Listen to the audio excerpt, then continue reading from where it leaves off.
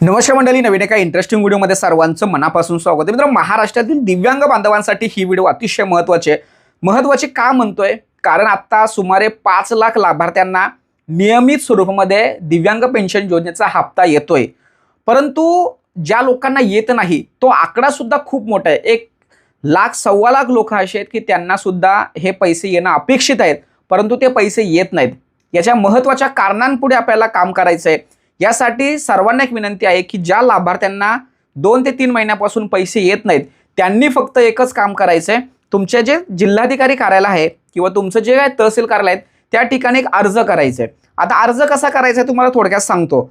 जे काही तुमचं माननीय तहसीलदार कार्यालय असेल किंवा जिल्हाधिकारी कार्यालय असेल, त्याचबरोबर तुमचा जिल्हाधिकारी कार्यालयाचा पत्ता वगैरे जे काय असेल, विषय लिहा की दिव्यांग पेन्शन योजना नियमित स्वरूपामध्ये मिळणे हा एक महत्त्वाचा मुद्दा. अर्जदार म्हणून तुमचं नाव लिहा. महोदय, कारणे विनंती अर्ज करतो की मी या ठिकाणी कायमचा रहिवासी असून माझा जे काही दिव्यांग पेन्शन योजनेचा रजिस्टर नंबर असाच आहे. रजिस्टर नंबर असेल तरी चालेल, नसेल तरी काय अडचण नाहीये, पण मला या महिन्याची पेन्शन आलेली नाहीये, तर ती पेन्शन नियमित स्वरूपामध्ये यावी व मला हे पेन्शन न येण्याचं रीतसर कारण कळावं लेखी स्वरूपामध्ये. मी काय म्हणतोय? रीतसर कारण कळावं लेखी स्वरूपामध्ये मला पैसे का येत नाही आणि त्या संदर्भात तहसीलदार डेस्क 1 व तहसीलदार डेस्क 2 यांचा फेल रिपोर्ट. कोणता रिपोर्ट?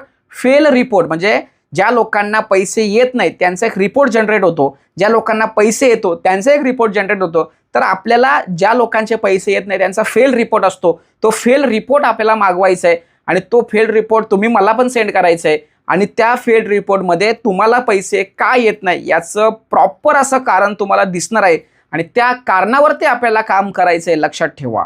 म्हणजे पैसे येत नाहीत म्हणजे असंच येत नाही. म्हणजे अनेक लाभार्थ्यांचं असं म्हणणं आहे की सर आमचं सर्व काही ओके. अरे बाबांनो, सर्व काही ओके, मग तुम्हाला पैसे का येत नाहीत? 100% काहीतरी प्रॉब्लेम आहे म्हणून हे पैसे येत नाहीत. तर त्याच्यावरती आपल्याला काम करायचं आहे. माझ्या प्रत्येक दिव्यांग बांधवाला पैसे आले पाहिजे हा माझा उद्देश आहे. लक्षात ठेवा. आणि यासाठी मी काम करायला तयार आहे. फक्त तुम्ही एक पाऊल पुढे टाकलं गेलं पाहिजे. यासाठी त्या तहसीलदार डेस्क 1 आणि डेस्क 2 यांचा फेल रिपोर्ट आपल्याला पाहिजे. तो तुमचा फेल रिपोर्टमध्ये तुमचं एक्झॅक्ट कारण कळणार आहे आणि जे कारण असेल ते मला शेअर करा. आपण त्याच्यावरती काम करू, मार्ग काढू आणि पुढील सप्टेंबर महिन्याचा पैसा तरी तुम्हाला आलाच पाहिजे यासाठी जोमाने काम करू. कारण हे पैसे तुमच्या हक्काचे आहेत, ते तुम्हाला मिळाले पाहिजे. सरकार प्रशासन सुद्धा तुम्हाला पैसे देण्यास तयार आहे. म्हणजे मी तुम्हाला एक सांगतो, तहसीलदार कार्यालय असेल, जिल्हाधिकारी कार्यालय असेल, एक दिव्यांग सक्षमीकरण विभाग असेल आणि मंत्रालय स्तरावरती विभाग असेल, तर यामधील सर्वात जास्त तक्रारी किंवा अडचणी ही तहसीलदार कार्यालयामध्ये आहे. बाकीच्या ठिकाणावरून पैसे यादीनुसार मंजूर केले जातात, ते वाटपाच्या सूचना सुद्धा दिल्या जातात. फक्त तुमच्या ग्राउंड लेवलला तहसीलदार कार्यालयाला प्रॉब्लेम असल्या कारणे तुम्हाला पैसे येत नाही. बाकी वर्षा स्तरावरती काहीच अडचण नाहीये.